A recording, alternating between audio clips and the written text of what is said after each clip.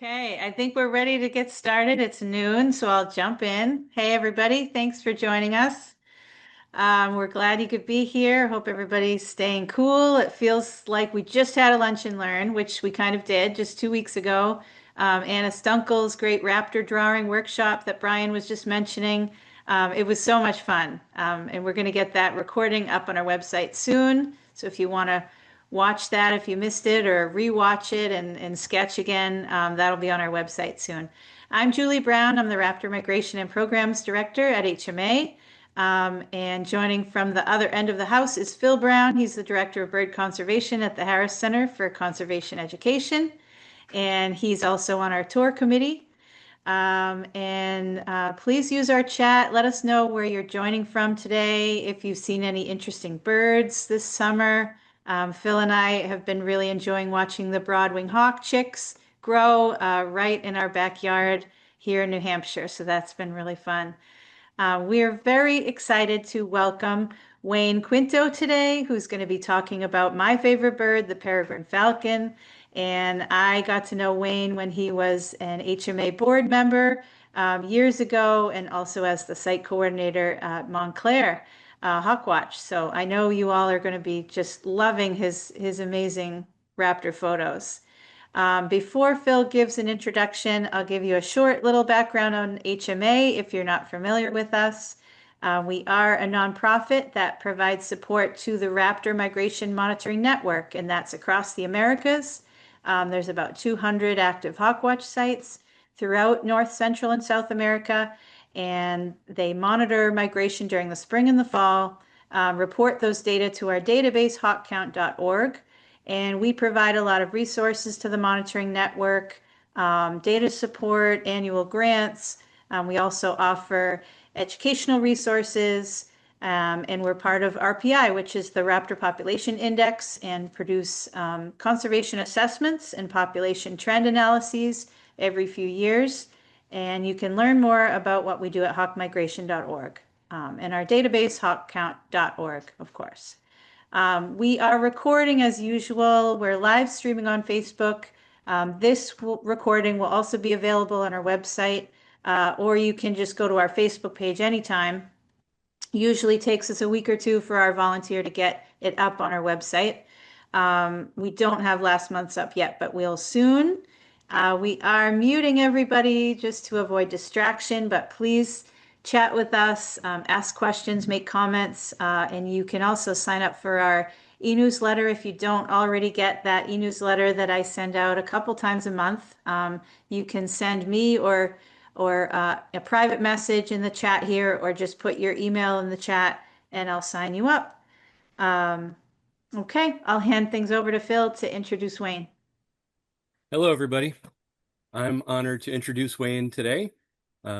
Wayne was a household name back when I was a kid birder in Staten Island, and his name was very associated with the Montclair Hawkwatch in New Jersey. Didn't make it over there until many years later, but I was pleased to meet him several years ago when we took a raptor road trip, and what a great site to hawkwatch.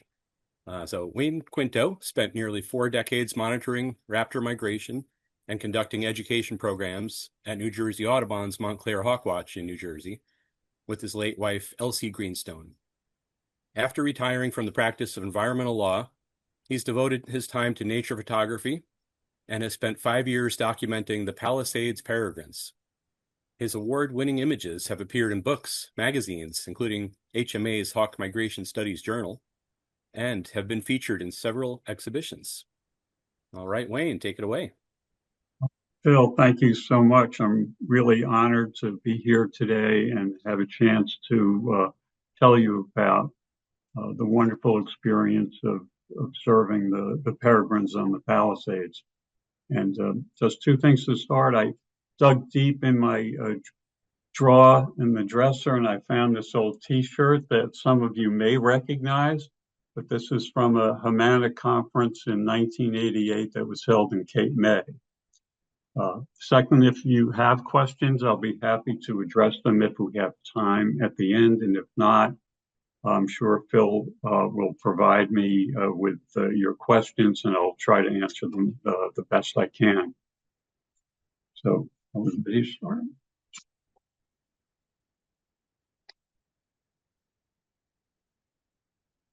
The Peregrine Falcon is called the fastest animal on Earth, and rightfully so. It has been said and echoed thousands of times that peregrines can fly faster than 200 miles per hour. We'll explore this claim later in the talk, but first, some history. As we celebrate the Declaration of Independence this year, some background. In 1776, Fort Washington and Fort Lee were built on either side of the Hudson River to control movement up and down the valley and to protect New York City from the British. Here, General Washington is on top of the Palisades at Fort Lee, watching the battle taking place on the other side of the river. The Palisades provide a commanding view over the mile-wide Hudson River Valley below, offering elevation, visibility, and control. The advantage of high ground has been a tenet of battle for centuries. In the 5th century BC, Sun Tzu's epic, The Art of War, discussed the strategic advantage of elevation. And in the Battle of Midway, American planes came in from above, allowing U.S. forces to launch surprise attacks on Japanese ships and planes. For the same reasons, Peregrine falcons have occupied the Palisades and other cliff sites around the world for centuries. Like the Revolutionary Army, the Palisade peregrines face numerous threats. Egg collectors stealing eggs out of eyries, unscrupulous falconers capturing birds to use for hunting, pigeon fanciers killing peregrines to protect their flocks, and marksmen using birds for target practice. Some zoologists specialized in peregrine eggs. A Boston collector was reputed to have over 700 eggs in his collection. And in the feud between falconers and egg collectors, Roger Tory Peterson remarked that some falconers would climb the cliffs as soon as eggs were laid, rough the shells with sandpaper, and mark them with India ink, rendering them worthless to the collectors. Peregrines have persevered despite these assaults, but what they could not survive was the pesticide DDT. Before its widespread use in the 1940s and 50s, there were estimated to be 350 pairs breeding east of the Mississippi River and over 300 in the west. There were no longer any in the east, and in 1975, less than 40 in the west by 1965.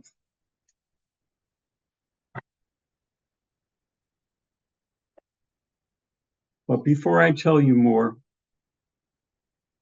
about my 5 years of observations, I'd like to also in this talk recount how they were brought back from the brink of extinction and then provide a glimpse into their world today. Their return to the Palisades is a story of hope and our capacity to address the many new challenges that face us today.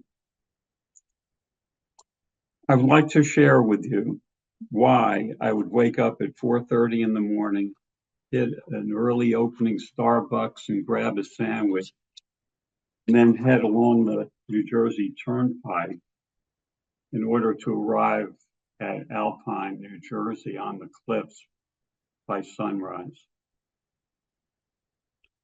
My interest in peregrines was fueled by early childhood visits to the American Museum of Natural History in New York, and my later involvement with New Jersey Audubon's Montclair Hawk Watch. When I worked on the 21st floor of an office building in downtown Newark, I often saw peregrine hunting through the canyons between the office buildings, and one day was overwhelmed to see one perched right outside my office window. I'm very privileged to have been watching raptor migration for 4 decades, primarily at Montclair, where for more than 30 years, beginning in the early 1980s, my first wife, Elsa, who at the time was one of a very small handful of full-time female hawk watchers, conducted migration counts.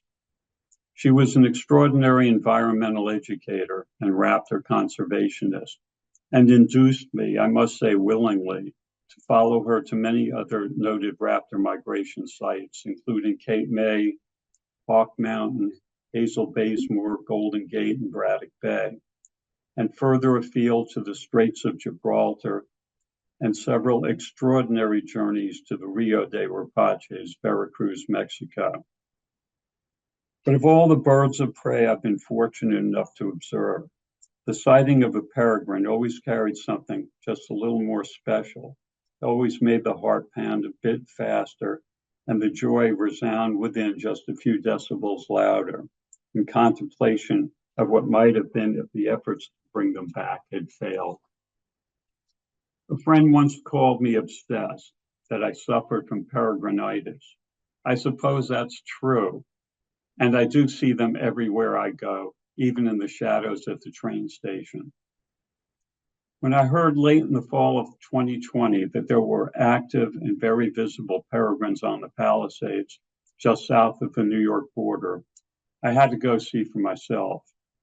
It was the sheer beauty of these birds and this tale of human redemption that drew me there to appreciate and later celebrate these extraordinary raptors.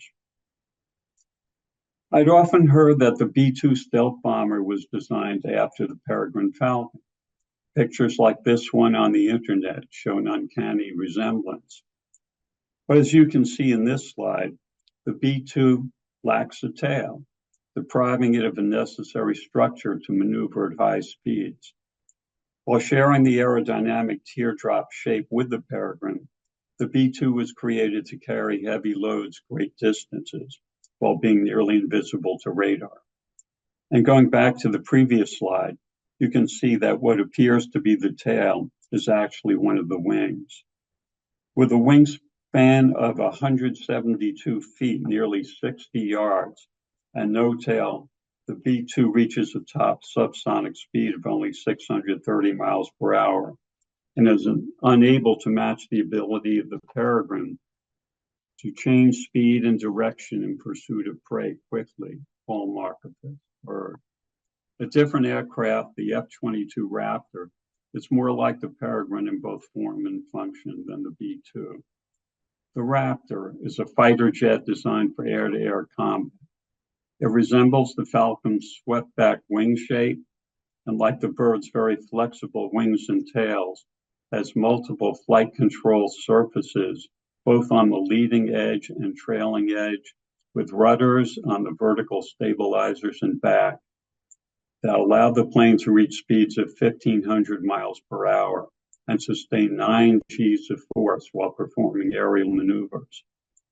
The F-22 relies on 2 engines with afterburners and nozzles that can actually move up or down 20 degrees for power and maneuverability. The Peregrine uses its very long wings, a very large keel, and strong pectoral muscles that make up 20% of its mass, and in addition, can rely on gravity to power its flight. And it has flexible wings and tail for control. So how fast can a Peregrine really fly? In level flight, their cruising speed is about 30 miles per hour, not terribly fast. A feral pigeon, a favorite on any Peregrine's menu, averages 50 to 60 miles per hour in level flight. A falcon in level flight goes about 60 miles per hour, but in trying to evade a hunting peregrine, a pigeon in short bursts can reach 90 miles per hour. So how does the pigeon end up on the dining room table? It's the stoop. In 1999, a falconer named Ken Franklin, who was also a skydiver, set out to measure the speed of a stooping peregrine by free falling with his bird, who was named Frightful, from an altitude of over 3 miles. National Geographic filmed the event. Frightful was released, and then Franklin and a videographer jumped out. Franklin then dropped a lead-weighted lure, and Frightful increased her speed to overtake and seize the lure. The highest speed measured that day was 183 miles per hour. Franklin claimed that in a subsequent flight, frightful reached 242 miles per hour. The study drew a skeptical eye from many scientists, but a mathematical model, assuming Franklin's initial altitude of 17,000 feet, much higher than a falcon usually flies, used a terminal velocity formula to calculate 182 miles per hour. There was a recent report of an international study team that attached ultra-lightweight GPS transmitters and high-speed cameras to wild peregrines. They supposedly recorded a max stoop speed of 240, but I haven't been able to find any published papers about that experiment. And if anyone has seen that, I wish they'd let me know. Needless to say, there's a difference between how fast a peregrine can dive and how fast it actually does dive when hunting and surviving in the wild, at a velocity that allows the falcon to be uninjured and be able to fly again tomorrow, as stated by Sale and Watson in their recent book, The Peregrine Falcon. So how does the peregrine manage to do this? What we know is that the fastest animal on Earth has evolved to spot potential prey at great distances, fly at extraordinary speed in a controlled stoop, adjust speed and angle of flight through their variable wing and tail positions to increase or decrease speed and drag, to lock in on a target bird, and pull out of a dive with negative G-forces in order to intersect its prey. And as you can see here, various wing positions. And finally, with its very large feet, strike or rake the intended victim, stun it, and then using its tomial tooth, deal a deadly biting.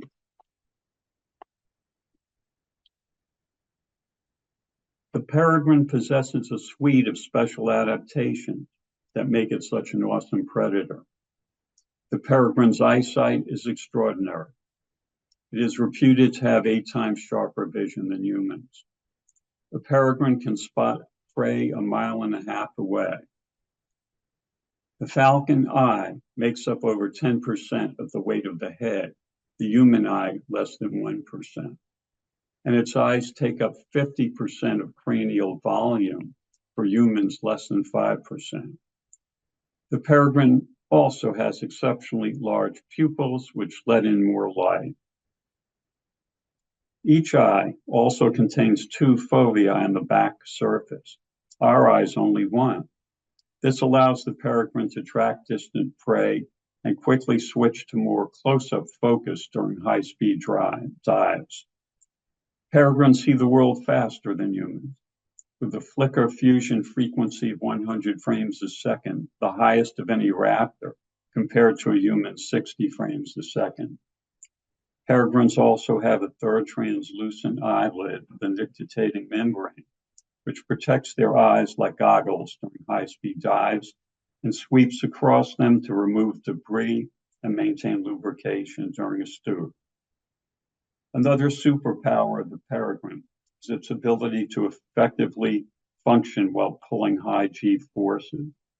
An untrained human begins to be adversely affected at 4 to 5 Gs and can be subjected up to 9 Gs of gravitational force, but only with special inflatable suits and sophisticated oxygen supply systems on board. Without these, humans would begin to lose vision, then consciousness, and possibly suffer permanent injury or death at these high G forces. But you wonder, how can a peregrine possibly withstand 25 Gs? The respiratory system of the peregrine is very different than that of humans, who have a 2-way respiratory flow. Peregrines, like other birds, have a 1-way airflow through their lungs, supplemented by a system of air sacs that keeps the lungs constantly inflated, providing for a continuous supply of oxygen to the muscles. The peregrine's heart can beat up to 900 times per minute during strenuous activity. The normal resting rate for most humans is between 60 to 100 beats a minute. Another adaptation is the tubercle in each nair. This cone-shaped baffle helps slow down, control, and redirect airflow like the nose cone of a jet engine. With these extraordinary biological weapons, the peregrine has become the master of its domain. Its Latin name, Falco peregrinus, the wandering falcon, is fitting. It's the only raptor species that can be found on every continent except Antarctica. And the Arctic breeding tundra subspecies migrates to South America and back to the Arctic in spring, a round trip of 15,000 miles. These migratory flights can take them out over the ocean, where they've been seen catching prey and eating on the wing or perched on ocean-going vessels. As you all know, man's attitude towards birds of prey could be described as a love-hate relationship. Between the medieval fear of eagles snatching and carrying away babies, to being the symbol of power and strength for our favorite college and pro sports teams, raptors have always held a special fascination for the human psyche. Peregrines and other birds of prey were treated with reverence and respect by ancient Egyptians, who saw the peregrine as a symbol of royal power and divine authority. Due to their extraordinary flight speed and agility, peregrines have been used in falconry for over 3,000 years. When falconry, the sport of kings, was flourishing in feudal times, only noblemen were permitted to own and fly peregrines. They were so valued. And then Marco Polo, who has earned historically a reputation for exaggeration, reported to the Venetians that the great Khan of Cathay journeyed each year to the most eastern part of his empire to watch his falcons hunt. The Khan and 12 of his falcons would travel in a pavilion carried on the backs of 4 elephants. 10,000 falconers and their hawks traveled along. When a flock of cranes was overhead, the curtains on the pavilion were drawn and the jeers took off as the Khan watched the hunt from his couch. Attitudes towards birds and other members of the animal kingdom have gone through numerous fluctuations since then. Even before DDT ravaged North American birds of prey, peregrines in the wild were not always treated kindly. Reverence in ancient feudal times gave way to an unbridled urge to eradicate predators of all kinds. Peregrines and other birds of prey were often vilified and persecuted. In and around New York City, including the Palisades, peregrine falcons were looked at with disdain. Look at this headline from a 1945 article from the New York Times. The article describes the family as a murder gang and their nest the scene of 200 murders, the victims all pigeons. The ornithologists were not exempt from adding to the pressure on falcons. An 1895 letter to the Times describes the raiding of a nest at Hook Mountain, just north of the Tappan Zee Bridge. These birds then became part of the diorama that was constructed at the museum. If we're not for the extraordinary restoration of peregrines, this diorama could have been the only place in the eastern United States to see what a peregrine falcon once looked like on the Palisades cliffs. Prior to their exportation in the East, peregrines had nested on the Palisades for centuries. Richard and Kathleen Herbert spent 3 decades documenting the peregrines of the New York City region from the 1930s through the 1950s. This photograph of the cliff site appeared in their 1965 article in the Auk. This photograph shows the same cliff today. The Herberts sadly documented that nesting pairs of the anatom subspecies along the Hudson had become non-breeding by the early 1950s, and by 1961, the entire population was extirpated. What brought them to the brink of extinction was the pesticide DDT. The manufacture and widespread use of this poison beginning in the 1940s until its banning in 1972 had dire consequences for many birds, especially eagles, ospreys, and peregrine falcons. The poison ingested by feeding on contaminated prey items bioaccumulated in these raptors, diminishing their ability to produce enough calcium to keep eggs from breaking under the weight of incubation. Either due to ignorance, greed, or just plain disregard for the consequences, the anatom subspecies was nearly wiped out. Rachel Carson's groundbreaking indictment of the overuse of pesticides in the United States and its impact on the environment was hailed as the key to understanding why birds were disappearing.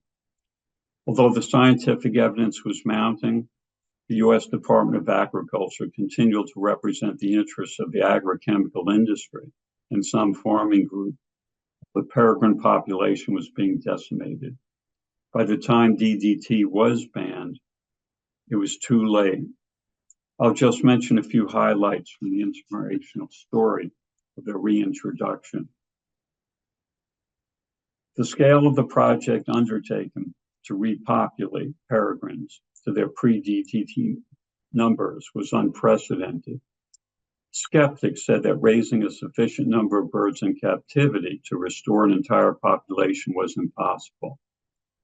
But using techniques developed and employed by falconers, nearly 7,000 captive bird peregrines, yes, 7,000, I thought it was a typo when I first read it, were released throughout the United States and Canada between 1974 and 1995. In order to feed the released birds during hacking until they could hunt on their own, more than 100,000 quail were bred annually at the Peregrine Fund's facilities. The first released falcons were hacked at traditional cliff nesting sites, but many of these failed due to great horned owl predation. To avoid this danger, towers were erected in coastal marshes, which were not historic nesting areas. This proved to be effective. New Jersey's Endangered and Non-Game Species Program, under the direction of Kathy Clark, was a major player in this effort. Many of these hacked birds found their way to city skyscrapers and bridges, where there was an abundant supply of pigeons. Prior to the reintroduction program, there were only a few reports of wintering peregrines in cities, but urban nesting in the U.S. was very rare. To improve the survival chances for this new race of urban falcons, trays and boxes were placed on buildings and bridges, like this one in Jersey City, New Jersey, and at the Union County Courthouse in Elizabeth. These proved to be very effective. The recovery of the peregrine falcon would never have occurred but for the commitment, dedication, and leadership of Tom Cade, a professor at Cornell and later founder of the nonprofit, the Peregrine Fund. Cade, along with his colleagues, developed the techniques for and initiated the Masters program of captive breeding at Cornell and later at the Peregrine Fund in Boise. Gone from their historic nesting sites along the Palisades for half a century, the miracle above the Hudson at a traditional cliff site occurred. In 2003, for the first time in half a century, a pair of peregrine falcons successfully bred on the Palisades. The peregrine falcon was removed from the endangered species list in 1999, but due to the presence of other chemical contaminants and human disturbance, it is still listed and protected in many states. Documented peregrine nesting on the Palisades goes back over a century. An 1897 account stated that peregrines were rare in the New York metropolitan area and not common anywhere. It was believed that in 1908, there were 3 pairs of peregrines nesting along the Palisades. And the Herberts wrote in their 1965 article that these cliffs have been consistently sought by the peregrine population for as long as history is recorded. They noted that during their first 2 decades of observation, if any vacancy occurred at an eyrie, it was immediately filled, like a Park Avenue apartment with a waiting list. Their home is the Palisades, a magnificent geologic feature that had its origins in the Triassic period some 200 million years ago. The cliffs rise vertically along the western shore of the Hudson, extending from Jersey City northward to Nyack, New York. At State Line, the top of the Palisades is 500 feet above the river. Starting out as a magma intrusion into sedimentary rock, the igneous rock cools to create distinctive columnar joints. In recent years, between the George Washington Bridge and the Tappan Zee, there have been as many as 4 nesting pairs. This is one of the sites on the Tappan Zee Bridge. Since the peregrine's ultimate weapon is speed and their fuel gravity, the Palisades are ideal habitat. Whether watching from a cliff or other high perch, the peregrine is able to spot a distant prey with its incredible vision.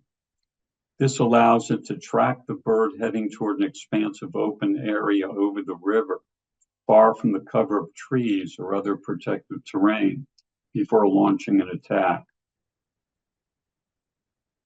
The structure of the basalt cliffs offers multiple ledges for nesting, with the female laying her eggs on a flat, rocky surface like this one. Their nesting spots along the river can change from year to year, but always along the same part of the cliffs. The exact eyrie location was never visible. One season, I tried to find the eyrie from a boat on the Hudson, and you can see this little bright spot in a deeply shadowed crevice. This was the closest I ever got to locating a possible nesting site. There, protected from most land and aerial predators, the young are raised until they're ready to fly and venture out on their own. The beast arrives. For the first few seasons I visited, the resident female on the Palisades was known as the beast. She was powerful, strong, determined, fiercely protective of the cliffs they call home. As is true with most raptors, the beast is significantly larger than the male. She lets the male know. Here he is sitting on a perch and she is coming up, and she says, "I want this branch." She lets him know who's boss.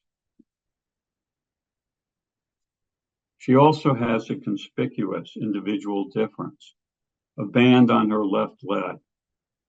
From this, we know she was banded as a juvenile in Cape May during fall migration in 2015, looking very much like this bird photographed there several years ago. It was not always easy to tell whether I was looking at the beast or the tiercel, or whether an intruder was in the neighborhood. The quality and color of the light reflecting off the cliffs and the bird's feathers is ever changing. And feathers fade, molt, and they're replaced by fresh feathers. But as you can see, the beast band was attached upside down. This was often helpful in identifying her unless her feathers were covering it. The male was unbanded, so no one knows if he was the original male occupant following the DDT years, which would have made him around 16 when the beast arrived.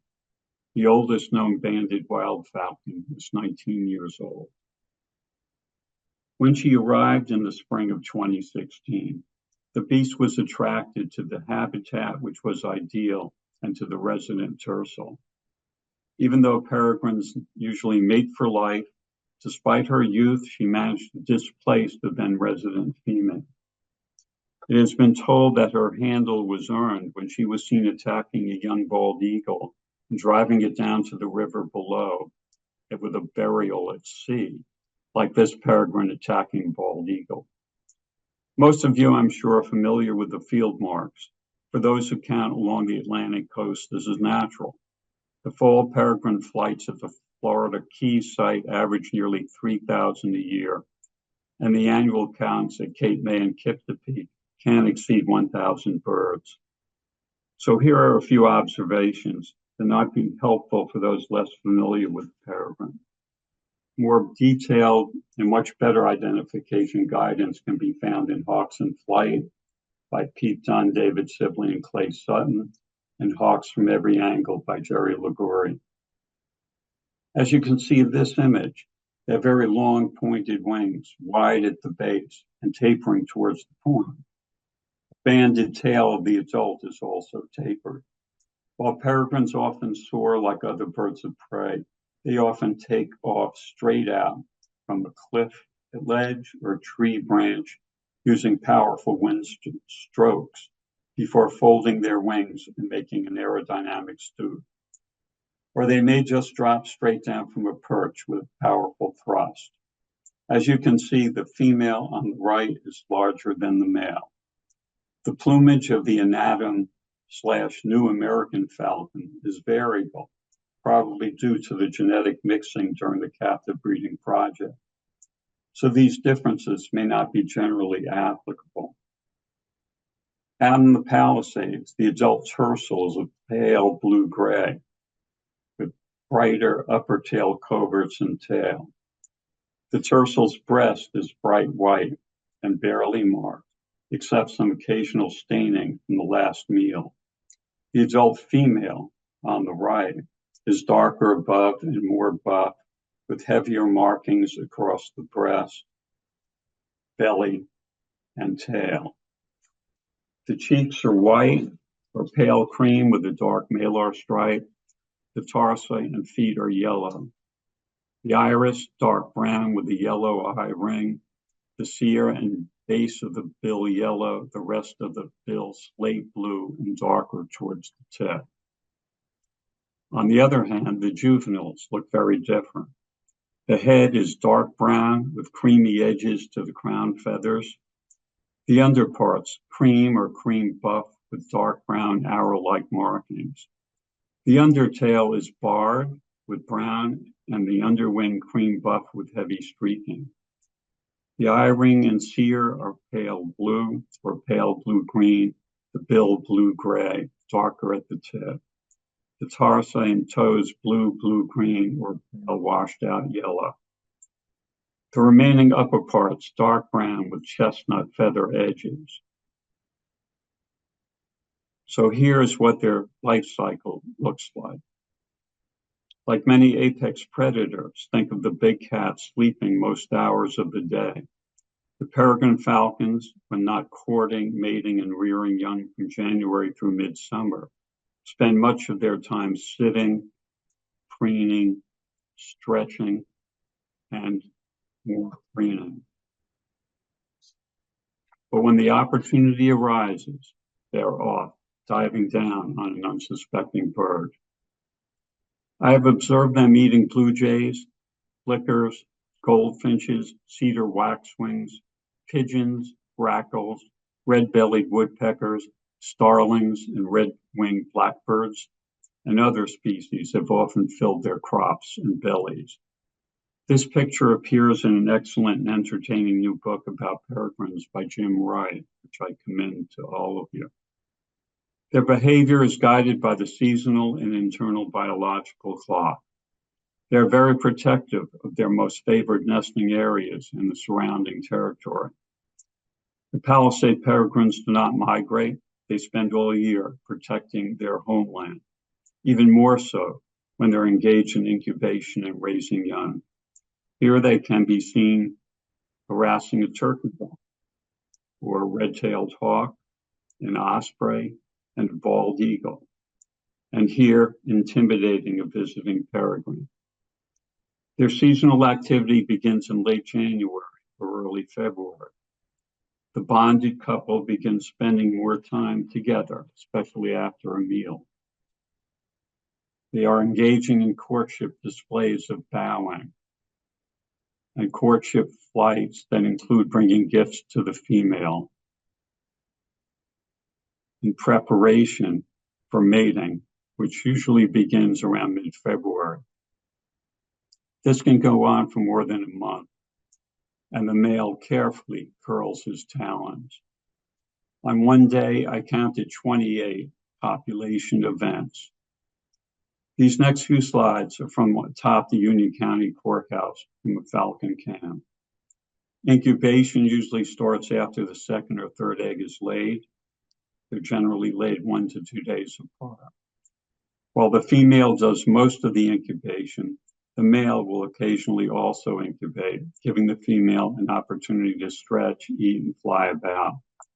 Incubation usually lasts about 35 days.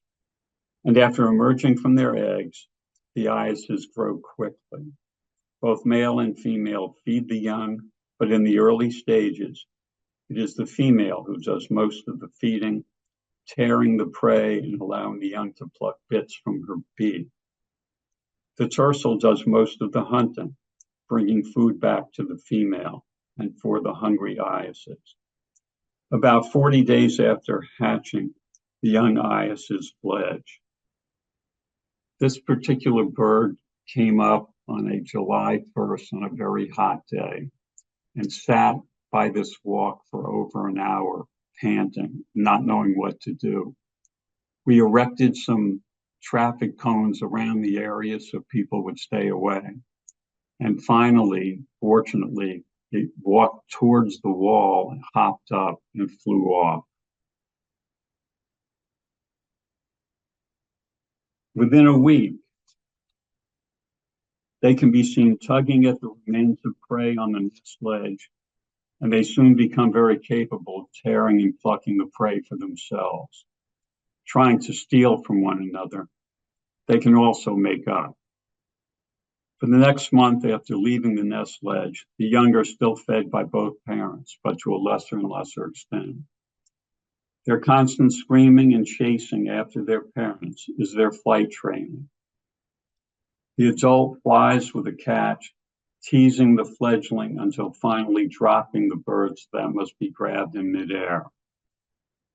Here, 2 fledglings are emulating their parents. Within a few more weeks, they put their lessons into practice. They are now ready to hunt and feed for themselves. Watching a juvenile peregrine is like watching a human baby, a joy to behold. They're awkward, at times playful, but they're chasing butterflies, going after a turkey vulture, playing with the leaf. They continue to amaze and marvel those who are lucky enough to get to see them at this stage. Coming late summer, gaining more confidence in their ability to fly, the juveniles can still be seen flying after their parents, begging for food. But at some point, the parents know that the fledglings are ready, and they ignore their screaming and just fly past.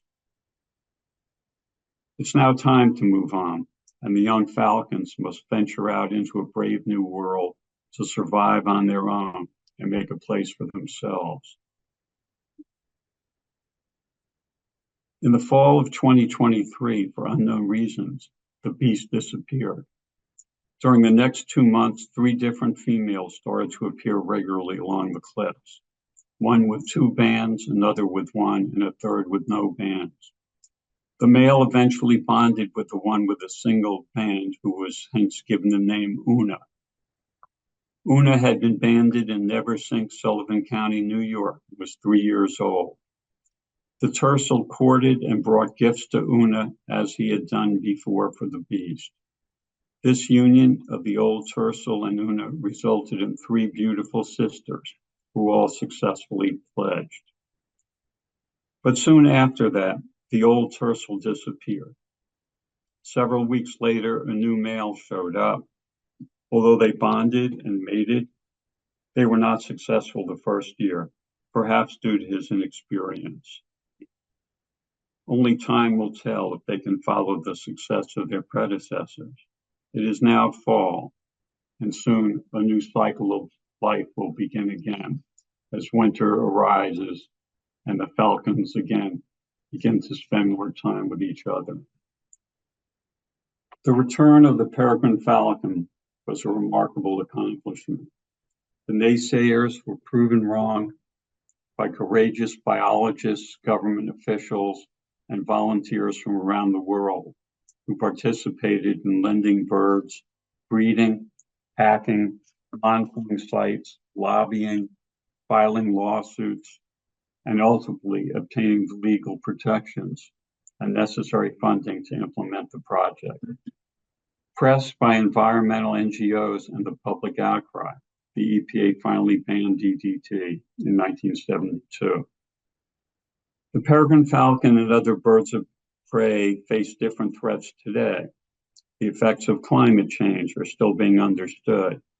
During the last few years, the peregrines nesting on coastal plains have been greatly impacted by highly pathogenic avian flu, the virus carried by their primary food sources, waterfowl and shorebirds.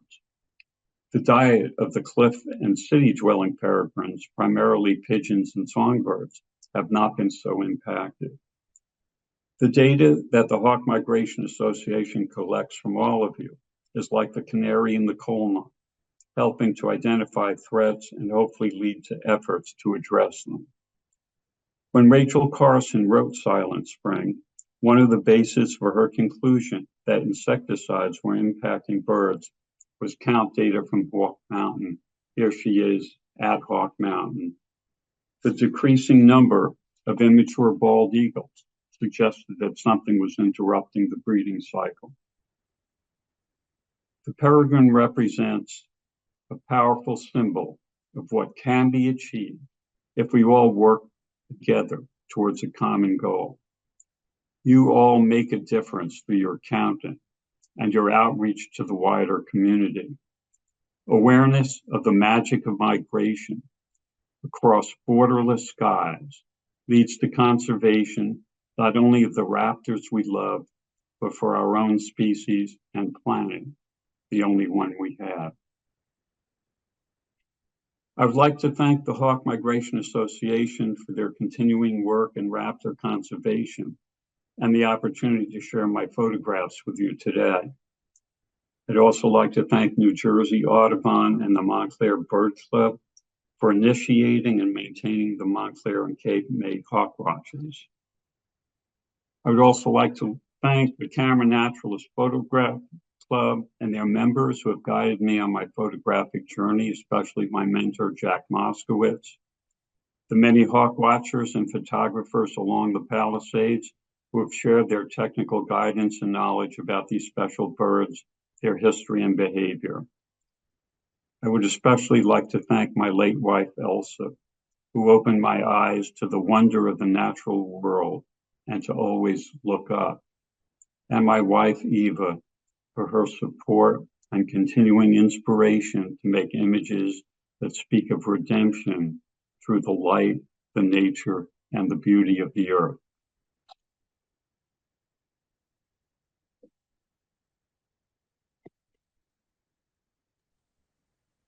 Okay, thank you so much, Wayne. That was such a beautiful presentation.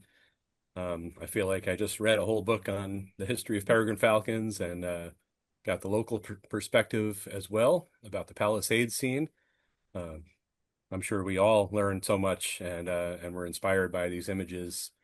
And yeah, we have a few questions that came in, but I think a lot of us initially were responding to just how beautiful a story that was and the quality of your images, especially.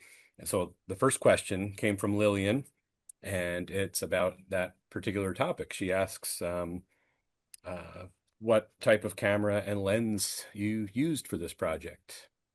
Okay, well, I have several mirrorless Sony lenses and camera bodies. I started out with a 100 to 400 millimeter lens, and I said, that's really not quite enough. So then I moved up to a 200 to 600 zoom, but the largest aperture was 6.3 at that, and there wasn't enough light because, as you know, the birds are so fast. You have to use a really high shutter speed, so you need a lot of light to come in. So I ended up almost getting a second mortgage, but I got a 600 millimeter f4 Sony lens, and I said I'm now on the Sony escalator to insolvency. So there was really a mix of images and lenses used to take these pictures. Dare I ask how many frames you've taken over the years of these peregrines, or do you have any estimate of that? Well, that's a great question, Phil. I've had some medical challenges the past year, so I've spent many, many hours going through images because I never had a chance to cull them while I was out photographing all day. But easily several 100,000 images of these falcons. You know, when you're shooting at 30 frames a second, they can really add up. I can't tell you how many external hard drives I have to store them. So it's still a work in progress.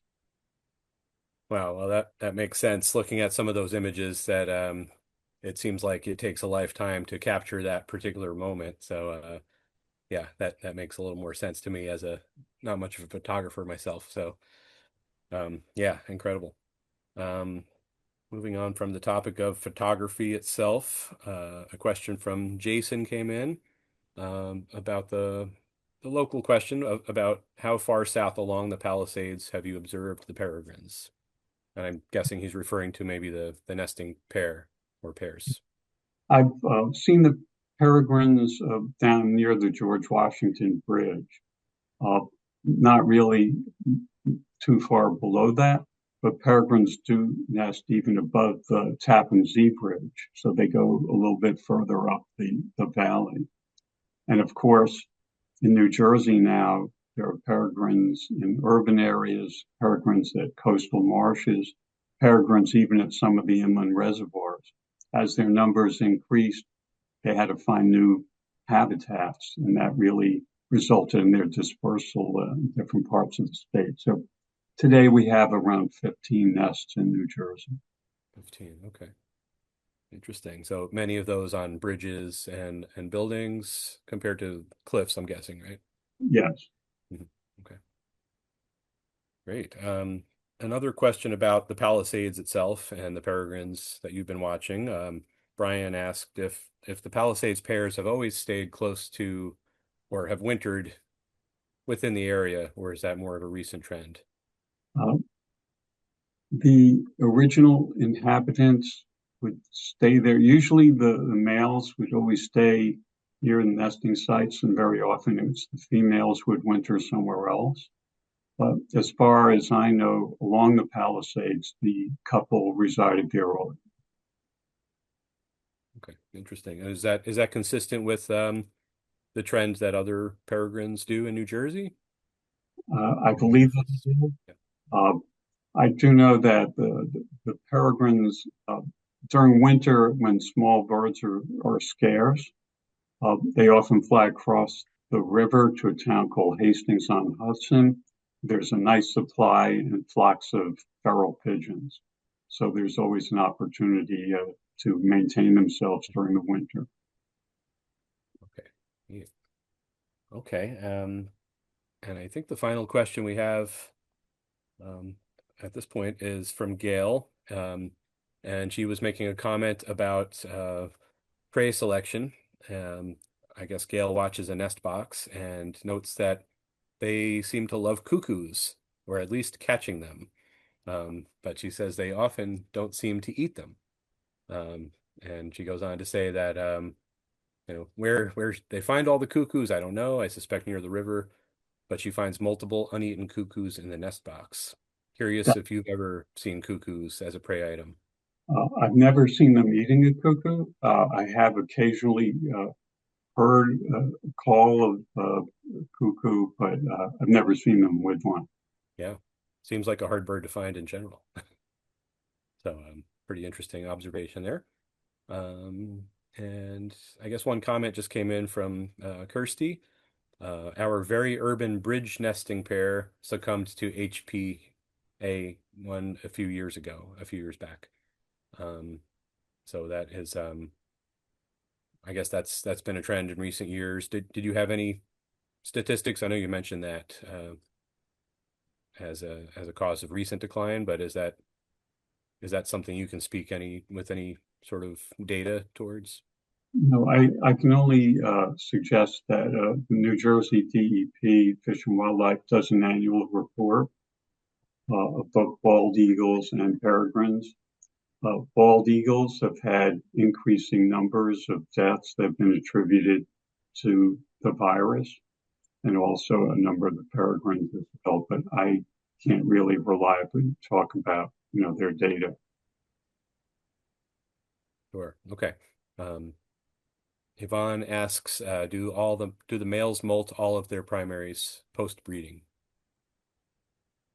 Yes, the females often start early and molt when they're not as active. The male usually molts after he's done with all the hard work. Okay. That part of the hard work. Yeah. Yeah, definitely a team effort there, it seems like. Well, that's all the questions we have, so I think I'll turn it back over to Julie. So thank you again, Wayne. It's my pleasure.